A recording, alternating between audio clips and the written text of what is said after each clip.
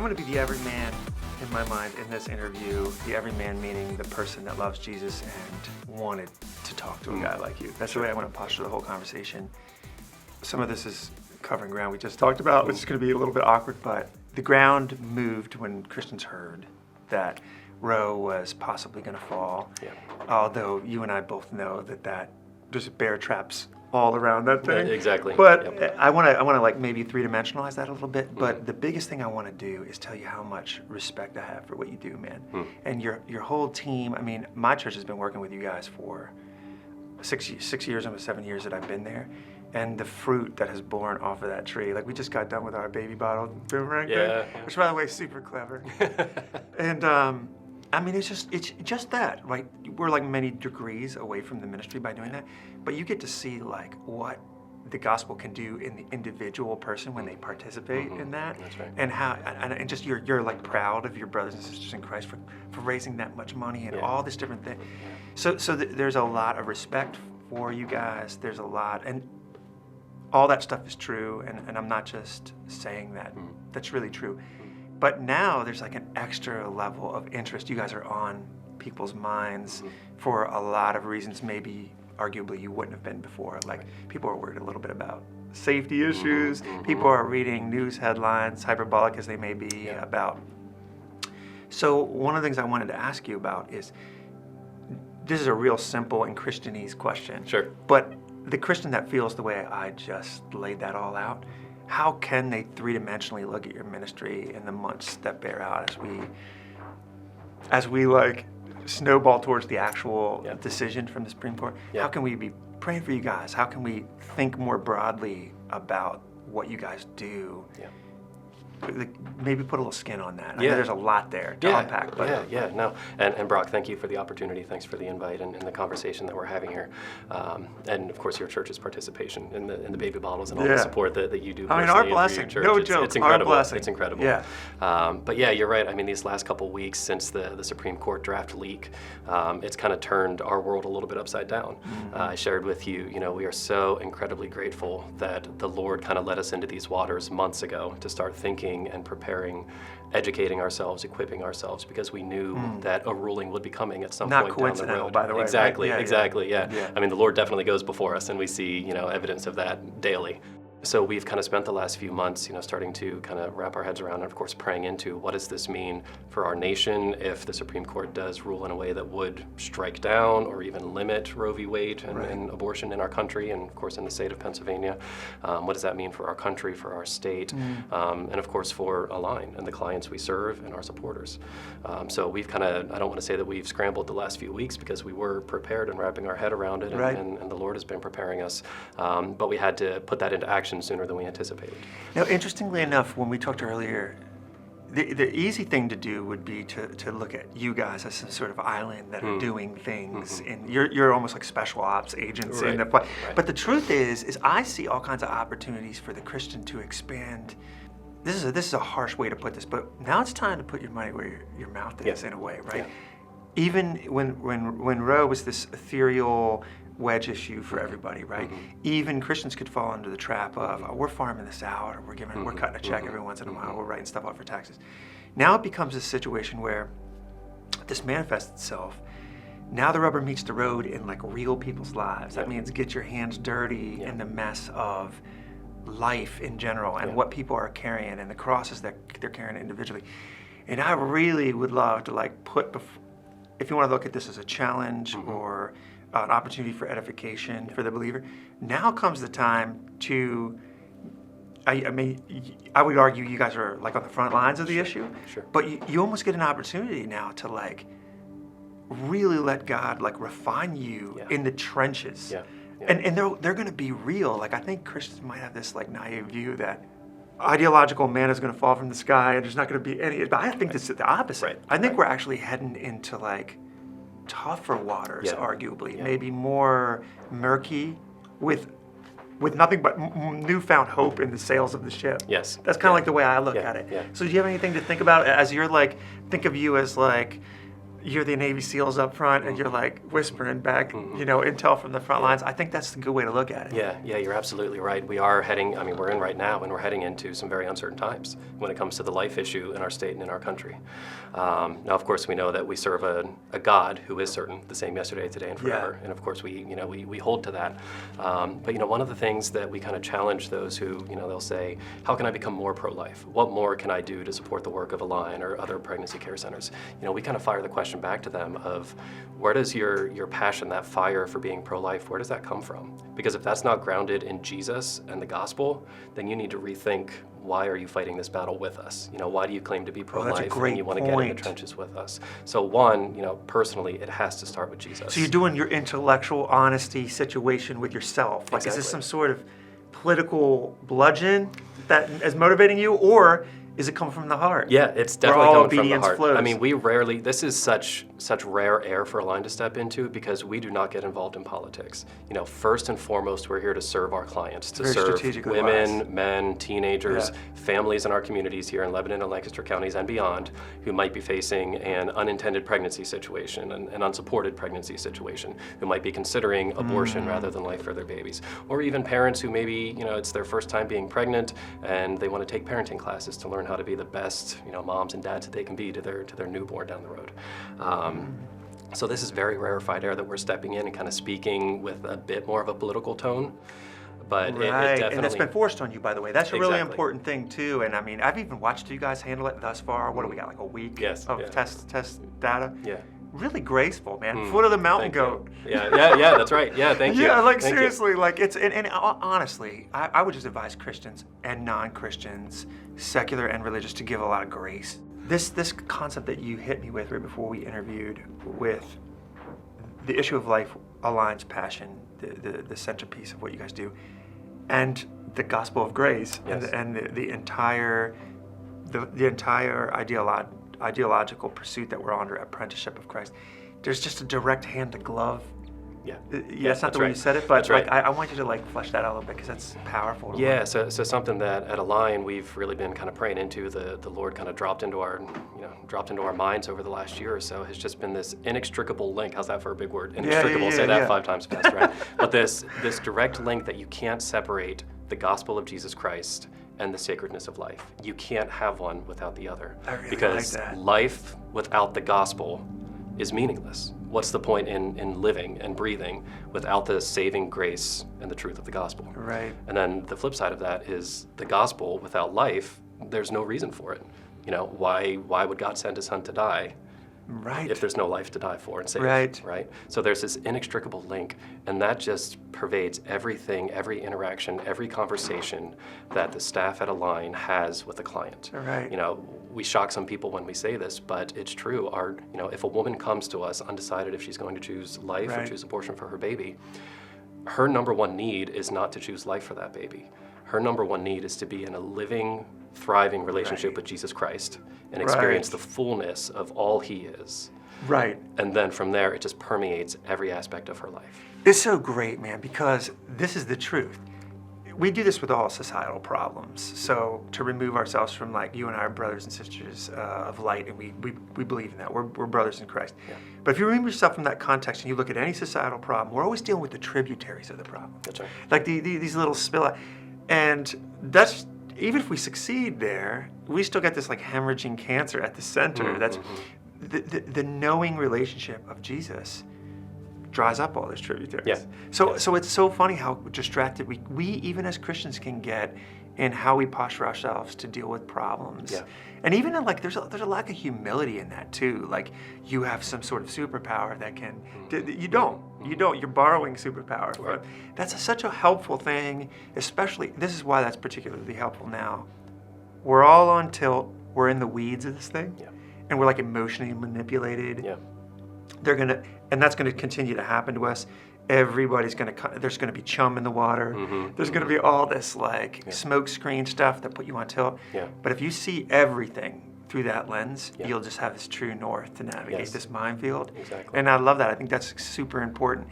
If you are a believer and you're not familiar with what you guys do, everybody probably knows that you're a pro-life organization, but what do you do? I've been to your place. You guys have cool little kids' clothes, like a closet just jam-packed. I mean, you guys have like many dimensions of this thing. And what I like about going into the building is it's a physical manifestation of the many layers of the actual pursuit, which is you have material needs, you have psychological needs, you obviously have the tip of the spear, which is the protection of life and the advocation for it and the passion. So like just real quick, give me your elevator pitch, which I'm sure you, whatever that is, like just give that to me as if we met on an airplane. Right, yep. So Align Life Ministries, actually our mission is threefold.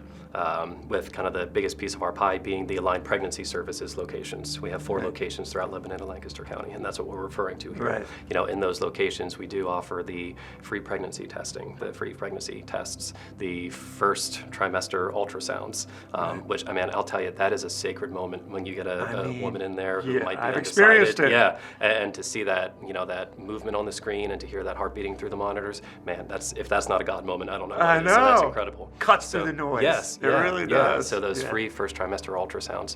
We do offer education on options. You know, we're obviously not a pro-choice ministry, but abortion is an option for these women who are facing an unintended pregnancy. So we want them to know about, you know, about parenting, about adoption, and about abortion. And a moment on that, because I don't want to step on it. This is important because honesty and like a genuine relationship would require you to posture the whole thing in truth. Yes, right? That's right. It doesn't mean that by even mentioning it, you're in any way advocating for it. I think a lot of Christians lose that sometimes when they try to like control the whole paradigm.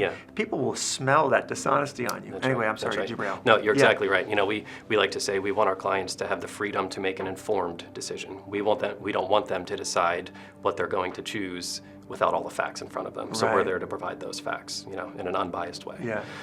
We do prenatal classes and parenting classes. I already touched on that a little bit. I could have used one of those. Yeah, right. I know, you and me both. Man, those nights that my 7-year-old is not sleeping well, man. Hit me like a cold glass of water, brother. That's right. But the great thing about those is, you know, as a parent or as a couple works through those classes and they attend those classes and do the work, you know, the homework week to week, they'll earn, you know, kind of care cash to spend in our boutiques, which you mentioned. So they can get free diapers, I love you they call can get them wipes. boutiques. You know, they were boutiques, man. Yeah. I mean, I go into these like, because, you know, again, I'm scraping the bottom of poverty here, man. Cry crocodile tears for me.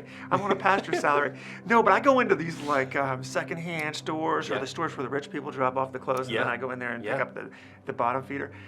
Your closet was like 10 times more baller than that closet. Yes. Like I went in there, it was just like cool artsy clothes and like hipster shoes and stuff. I'm derailing again. Yeah, no, you're absolutely right. Yeah. I was like a little jealous in there. Yeah. Awesome. I know, it's stylish stuff. They Yeah, didn't have really it when good. I was a kid. You know? Burlap bag, wearfuls. Yeah. But parents can take these classes and they can earn, you know, cash to spend there and get, you know, clothes for their babies. If they go to enough classes, they can get a big ticket item like a crib or like a car seat, you know, hundreds of dollars that they get for free for putting in the work and applying what they're learning to be the best parents that they can be. And then, you know, one other major thing that we do offer at Align is the post-abortion counseling, the post-abortion ministry. Which is huge. It is, because, you know, we see clients that come in and they get an ultrasound and, you know, they sit and they talk with us and they learn their options and they still feel that abortion is their only option. Right. You know, and we know that they're going to carry some choosing abortion, you're always going to carry you know, some shame, some guilt, some pain, and we're there to help them work through that. Man, you know, it's very biblically based. You know, we want them to know, like, hey, you can only really receive that healing and that delivery from Jesus. Yeah. Right? There's nothing that you can do, nothing that I can do to help you work through that. So it's a really powerful thing. But again, it just shows that even if you don't choose life in the moment, you know, you're not judged. You're not a lost cause. You know, you can be redeemed and restored. And of course, we want to walk through that with them. Jesus is such a God of redemption in that, you know, you read him with honesty and curiosity. You read these Gospels, and he's going to people who are a broken mess by worldly standards, in the throes of pain and the consequences of sin and all that is that like dumpster fire that all of us find ourselves in because we make decisions outside of his will. And he doesn't try to gloss over that or whitewash those tombs. He takes it on directly and then redeems all that stuff. You know, some of the most powerful pro-life advocates are people who have felt the sting in the tail of what it's like psychologically to choose that. Yes. And so by like dismissing that, you're playing checkers, not chess, even on a strategic level. You know, it's like your greatest proponents of I've been there and done that, Yeah. are the people who have tasted of it, so that you like take the time to help them psychologically. I grew up with a bunch of foster brothers and sisters, and some of the most impactful things my parents did was take the time to be a human through and talk through all that trauma they just went through, and give them a fighting chance to build something from a new foundation. Yeah. And then I got to see them come back at Christmas time and tell my dad thank you for that. Oh, wow. So you got like, you're playing the long game with that kind of work, which a lot of times I've noticed some Christians avoid that because you don't get the fruit off that tree like the same year you plant it. Sure. Yeah. But arguably, that's a harvest planting is what you're doing. And I've even talked to some Christians, in a sad way, I've talked to some Christians that are actually disappointed in groups like Align for doing that. Yeah. And again, I think that's such a Yeah. it's such a small way to look at it. You know what I mean? And I don't mean to be making problems for you, but No. I run into that a lot in Yeah, like real no, conversation. you're right, and we're aware of it too. And again, I don't want to, speak ill of anybody, but it is very easy to kind of idolize the baby. And again, we talked about that a little bit earlier. Of it's easy to be pro-life and just say save the babies, and not care about the moms or the dads and the families and the grandparents in those situations too.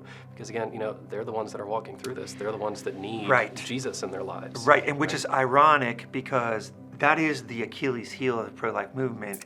In a political sphere, in a social sphere, even in a conversational sphere, people are always like, you don't really care about anything but this baby. Which, as a side note, I've not experienced that to be very true in real life with Christians, but it is possible that they have some blind spots with that. You know what I mean? Anybody with passion, like pro-life people have, let's just be humble with ourselves and realize there's gonna be some blind spots in our pursuit of that, right? We're human. Yeah, and it's really cool to step back and think of it three-dimensionally as a human being.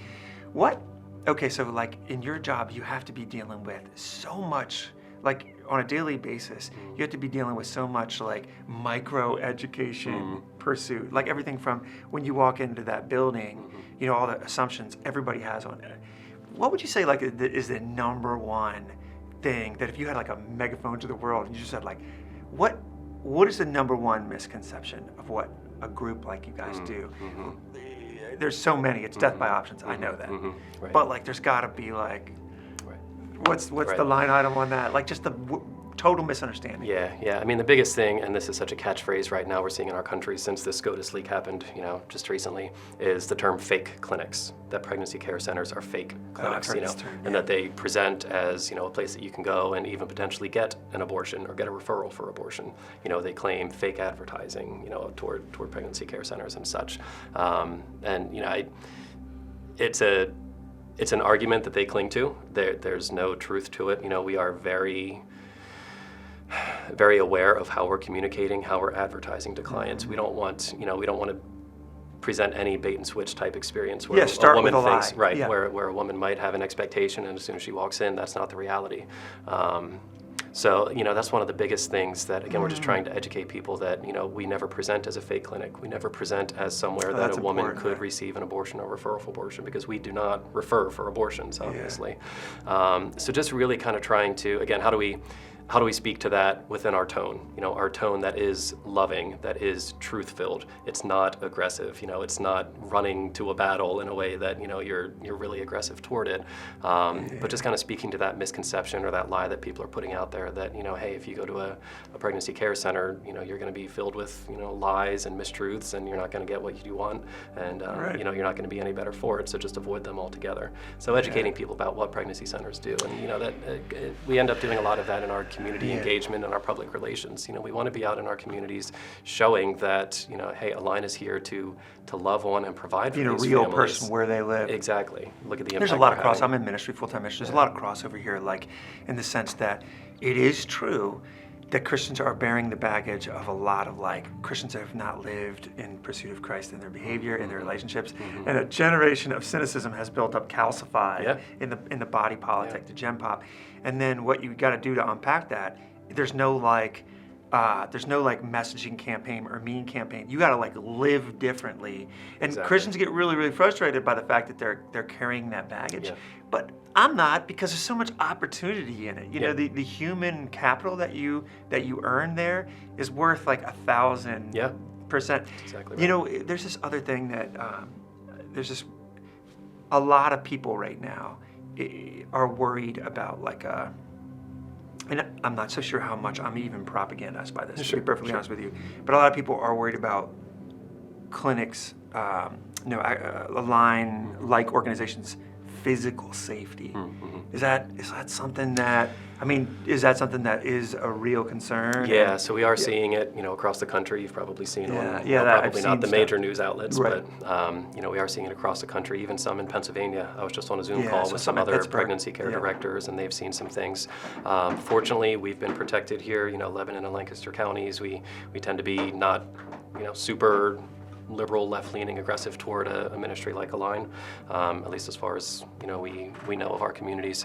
So we haven't seen any physical attacks or any plans for that, thankfully yet. But we are increasing our security. We Yeah. can't be blind to that either. More than anything, we actually do tend to see attacks online. People leaving fake reviews, negative reviews on our Google or social media, things like Yeah, I that. didn't think about that. Media spinning stories that again paint a PRC like Align, in a bad light. So of course, as my role at Align is Vice President of Communications. So, part of my responsibility right now and what's taking up, quite a bit of my time is getting out ahead of that. Yeah. And having those relationships with local media, that they understand that we are here having a positive impact on people in our communities, that we are not a fake clinic and, spewing lies and deceiving Right, women in any way. So, Align has been a pillar in the communities for years, since And I think you're 1985. reaping the capital of that, by Right, the way. I don't think it's right. random that you guys are ducking some of this. I think it's Right. because there's skin in the game and Right. there's relationship capital Right, that right. you're kind of cashing in right Right, now. yeah, sure. Your name is really, really respected.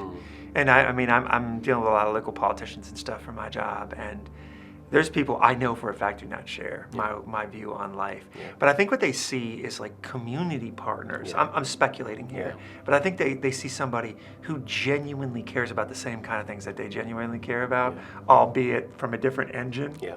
And I think that's really cool, and I think that's representative. You even look at like Acts, and you look at the explosion of the gospel in Rome.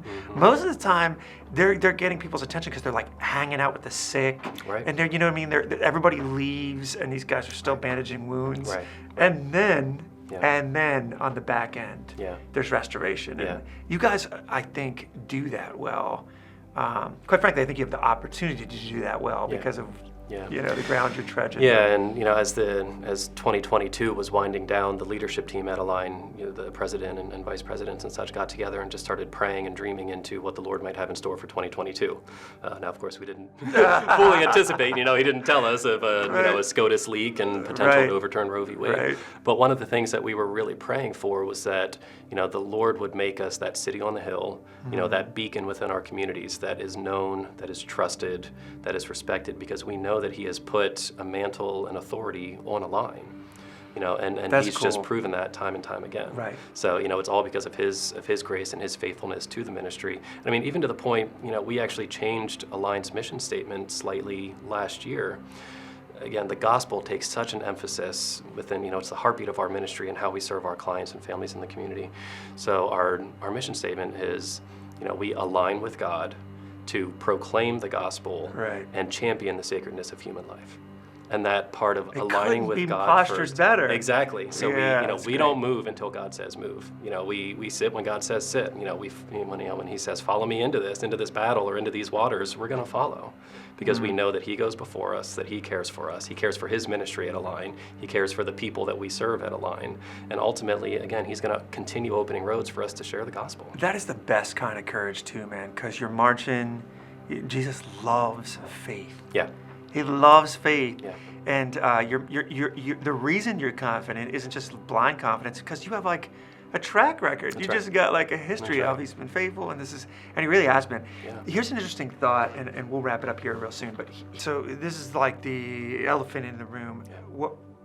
There's so much legal, civic misunderstanding about Roe. Yeah. I don't think this is even controversial, but maybe it is. Roe's bad law, just in a legal sense, and as it crumbles, which maybe it will, then what my concern is as a believer is that Christians have a complete misunderstanding of what that's going to be. And maybe they have a misunderstanding of the civics of it all, the legal aspect of it all, but it will fall to the states.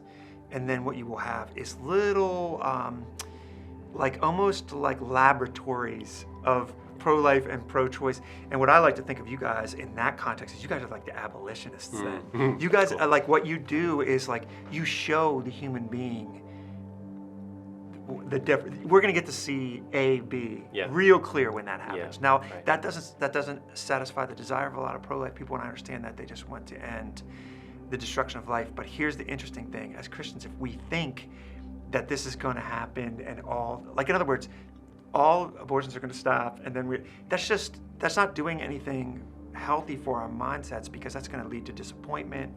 Instead, seeing it as an opportunity that we can actively engage in and let Christ lead us individually as to how to engage that. And I know you do a lot of educating on that, and the reason is because it doesn't do us any good to have a completely false understanding of what's about to manifest before us as citizens of this country. Give me again, we're about to board a plane. And what is that? What's that look like legally that you know about? Yeah, and I love that you call this an opportunity for us, right? And that's really how we've seen it. And right now we are kind of in that full-on education mode, because I think there's actually, going back a few years, but it's still incredibly relevant. In 2019, there was a study done, and basically they asked people across the country, they polled and said, hey, if Roe v. Wade is struck down, does that mean abortion is going to become illegal in our country? 66% of people... Both sides, by the way. Yes. 66% of people said yes. If Roe goes away, that means abortion is illegal, right? And I feel like that's probably a similar statistic to what people are thinking right now. I agree. So we know that's not true. If Roe gets struck down from the U.S. Supreme Court, they basically put the power back to the states. So like you said, it's going to become a state issue. Some states are going to put term limits on abortion. Pro-life decisions. Some states are going to totally ban abortion. Other states are going to take any limits off abortion and make it full on up to 40 weeks. And there'll be tourism, and there'll be all kinds of things like that. And people just got to So what we're asking people to do right now is educate yourself, understand the situation. If we've actually been in some churches where they're advocating for, hey, consider if you might adopt, because when abortion goes away, there's going to be a lot more kids that need families. And again, that's not totally true either. You hit the nail on the head. We don't want those that have fought for life and the sacredness of life for so long. We don't want them to be caught off guard or disappointed if and when Roe is struck down by the U.S. Supreme Court, but not a whole lot looks different from abortion, at least in the short term. Right. That's a great way to. Yeah. So, like you said, I feel like a broken record saying this, but it does come back to Jesus has to be at the center of all this. Yeah, it depends on what you're looking at. Yes. As your success rate. Yeah. So, quantifying. Again, if the Supreme Court strikes down Roe, that's a very positive thing as far as we're concerned. We support any decision that protects the sacredness of life, obviously. But again, how are we looking at that? Is it about, hey, this is great, think of all the babies that we're going to save? Or is it about, think about all the opportunities now? There's going to be increased confusion, increased fear, increased need. And gratefully, Align is prepared and continuing to prepare for an increase in clients, because we know that need is going to increase. But my challenge is to every believer, every pro-life Jesus follower, to be thinking, hey, what can you do to speak to people in those situations? Maybe you might not know one personally, maybe you will. And prepare yourself and your heart and really pray into, okay, God, how can I show your love and be your hands and feet, to use, lingo, Sunday school lingo. How can I be that person to speak truth and love and hope to these people who now, they don't know where to turn? Because in those bottoms is opportunity for the gospel. Absolutely. And the truth is that three-dimensional, that what you're gonna see is a harvest of people who need love like Jesus would love. That should make you excited, although it will be grafted in with human disappointment. And that's gonna be a bumpy road. Matt, you guys are the Harriet Tubmans of our time. And I think my grandkids are gonna say so. Oh, Dude, thank you so much, man. Yeah, appreciate absolutely. You. Appreciate you. Thank you.